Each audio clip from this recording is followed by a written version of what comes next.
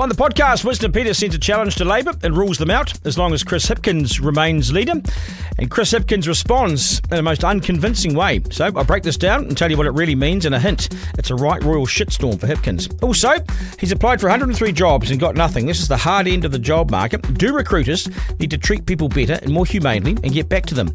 Or is no answer, just silence? Is that okay? Welcome to the program. Are we paying these people to front up, or are we paying them to fly to Wellington to eat their lunch? Should you really lose your career for refusing to take part in a 90-minute lesson about Māori culture? This government doesn't actually have any idea how to get economic growth. Show us what you made of, Prime Minister. Editor-in-Chief with Duncan Garner. Evening, everybody. I'm Duncan Garner, and welcome to the podcast. And please subscribe as well. It helps us stay around. Now, this guy's a master at this game. After 40 years, and once again, Winston Peters is moving the pieces around the chessboard. He's ruled out working with Labor if Chris Hipkins remains the leader, which might sound like quite a big deal, and it might sound like that puts Hipkins under all sorts of pressure to perform, or his MPs might sack him. But it doesn't mean that. This is what it means. I'll tell you what it means. Let's go. It's the slam dunk. So Peters has ruled out working with Labor if Hipkins is the leader. Normally this might be quite big news, and the news staff media have rushed off to tell you all this with big headlines. But Peters ruled out working with Labor in 2023 and then 3 months before that even. So he's ruled them out twice in the past 3 years, and this one's now the third time. But it comes with the added caveat that he rules out working with them if Hipkins is still in charge.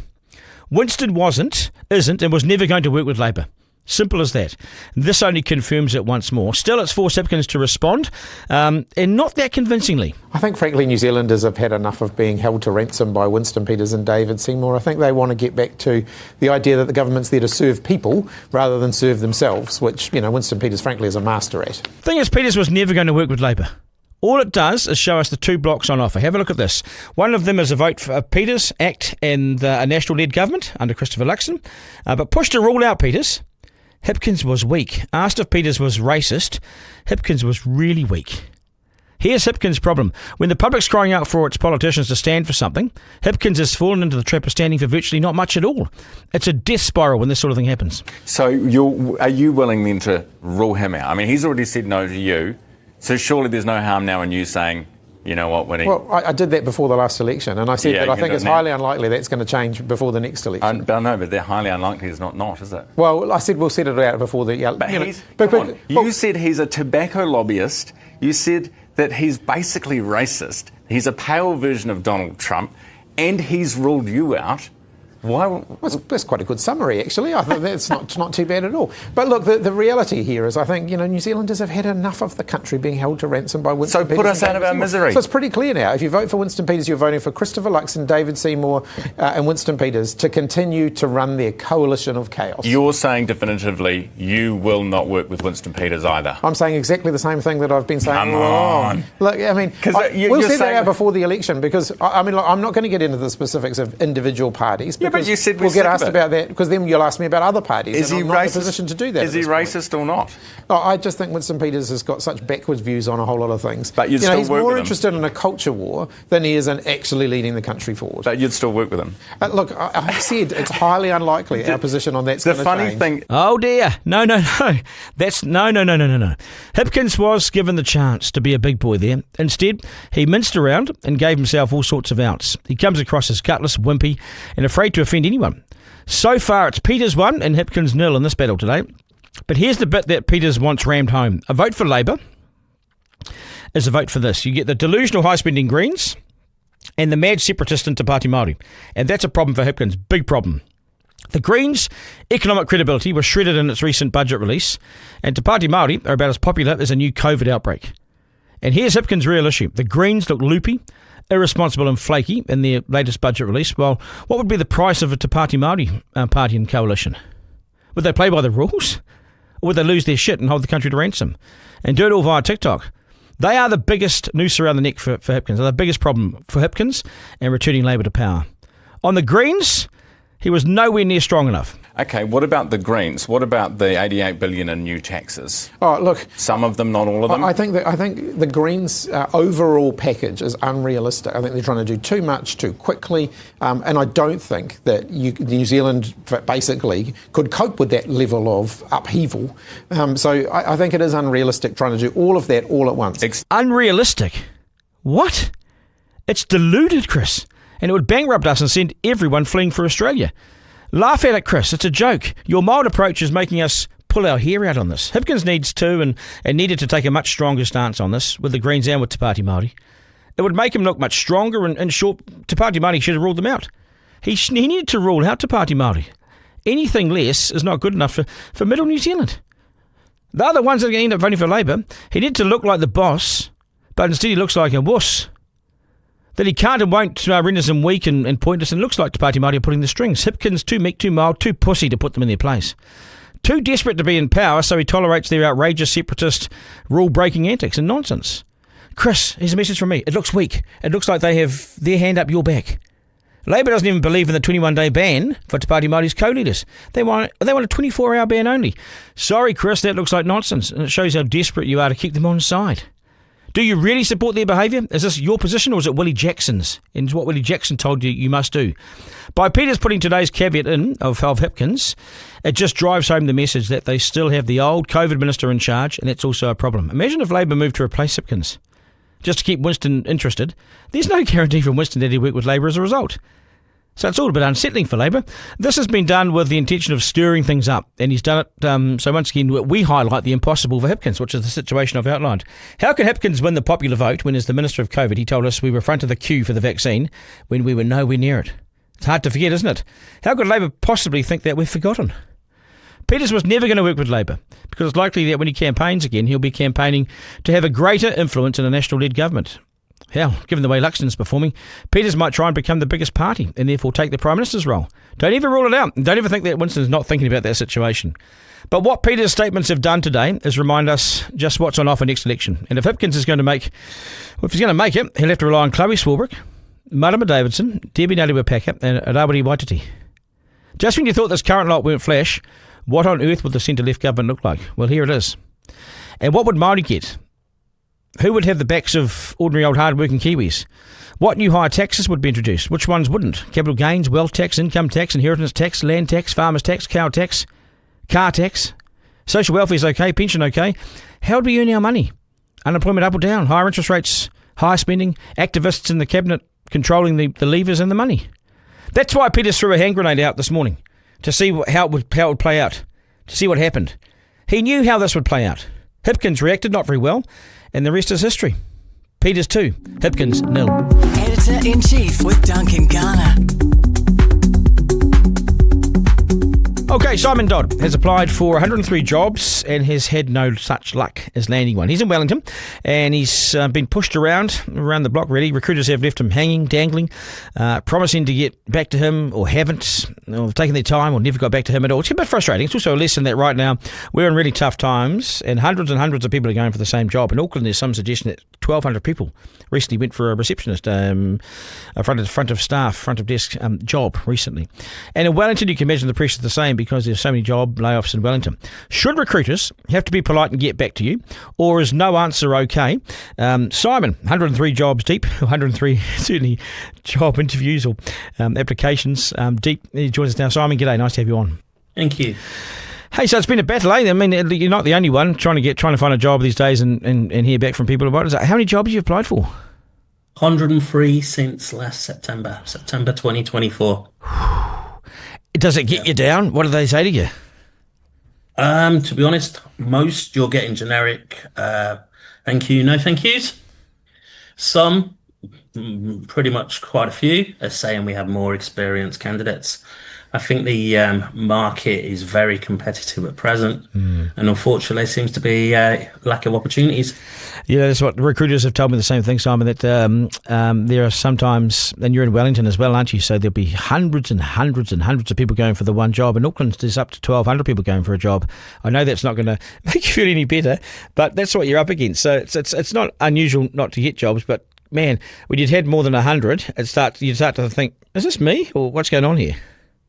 So can I just define a difference there? The people that are sort of coming back at the positions I'm applying for. Yes. Pleased to say I have a few networks across Wellington recruiters and they've been really quite supportive. Oh, that's good. I've actually got a meeting tomorrow, coffee appointment with another agency consortium that's saying, listen, Simon, let's try and work with you to get a job. Yes. But what I do appreciate is people being honest and saying the market's not where it needs to be. Well, let's try and do what we can where we are at present. And it is hard and I've spoken to recruiters who say, we just simply can't get back to everyone because there are hundreds and hundreds and hundreds of CVs that come in. But I wonder about our New Zealand values. Is it okay not to get back to people? Is it okay not to have that sort of human response to, hey, thanks very much? Or even if you delay it by 6 weeks, you're sort of dragging, stringing them along when you know they were never going to get the job. I think just in my opinion, even a generic response, thank you, but no thank you, is better than just being left on the line, Yeah, have you been left hanging a few times? There've been a few organisations which just haven't bothered to come back. Yeah, and that gets on your goat? Well, look, I'm aware that I'm not the only person in this situation, which is why I think it's good for us to speak about it. Yeah. I spend quite a bit of time across LinkedIn doing some networking, and I've seen quite a few similar posts.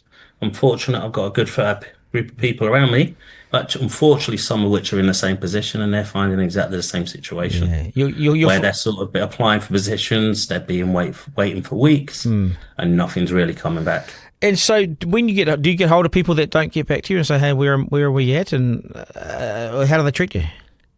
Well, this is sort of what I sent across to you yesterday. I applied for a position back in March. Position closed back in April. I heard yesterday from a generic email, thank you, we've interviewed everybody and we've already offered you positions. All the best. My response is, well, where's the delay in communication? And it would be nice to know that a few weeks ago. Yeah, so oh my God, they could have told you when they had settled the interview process. They could have told you 2 months ago. 100%. Unfortunately, even not being successfully shortlisted would have been a nice aspect. Yeah. But look, it's not just me in this situation. There's lots of other people in this situation in New Zealand. And I'm aware that a lot of other people are actually choosing to move across to Australia. Yeah. Is Australia an option for you? Interestingly, I looked at a position today. Yeah. It had over 500 applicants going for it.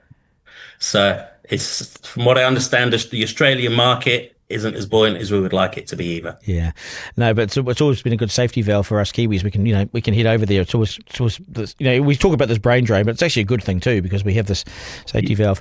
I reckon I've heard also from recruiters that if you don't get your CV in, when it does a scan, if the words aren't, if your CV doesn't match what they want, then it's automatically placed in the bin. That's tough for Kiwis to know, isn't it? Yeah, interesting. Somebody was telling me, so he's very good in technology. He said there's something that often gets used called ATS, application tracking systems. They have a habit of reading your CV.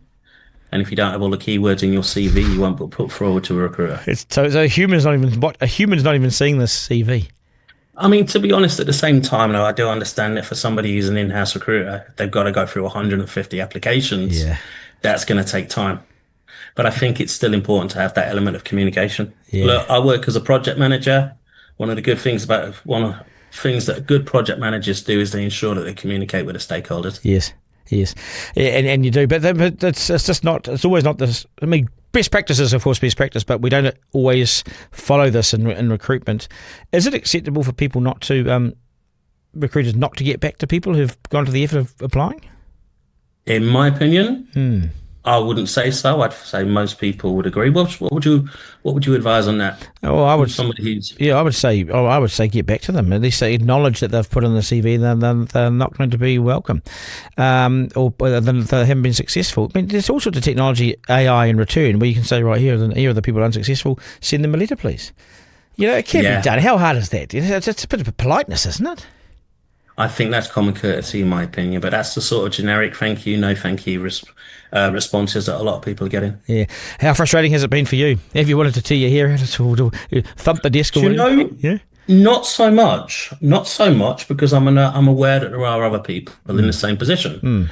If I felt I was the only person walking this bridge or walking this road, it'd be quite frustrating. I'm very fortunate. I've got a lot of good people around me. I've got a big network of friends, and they're all sort of saying, look, Simon, we've applied for this, we've applied for that. What can you do?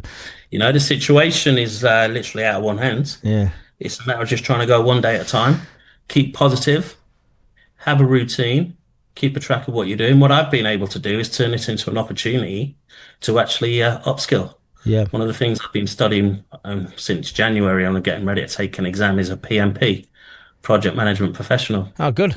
And I think at the same time, there is a lot of free resources on YouTube, online, that people can study. For me, I mean, I'm speaking from a personal perspective. It's important for me to be productive. Yes.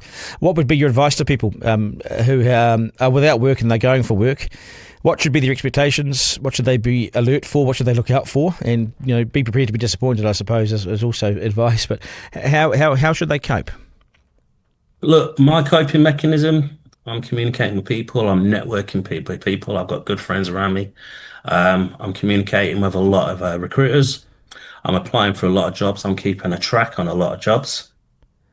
There's not really much else you can do, which sort of creates a bit of a uncertainty for the future, which is why it's so important to go one day at a time. Yeah, I agree. And when recruiters, or if you heard nothing, should you follow it up? What do you do?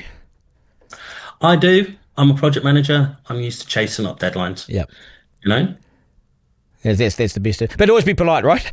Don't be too But I do say, at the same aspect, it's important to stay positive. So when I say, look, I've applied for over 100 positions, I'm not going back and looking where there's 90 positions there you didn't get. Yeah.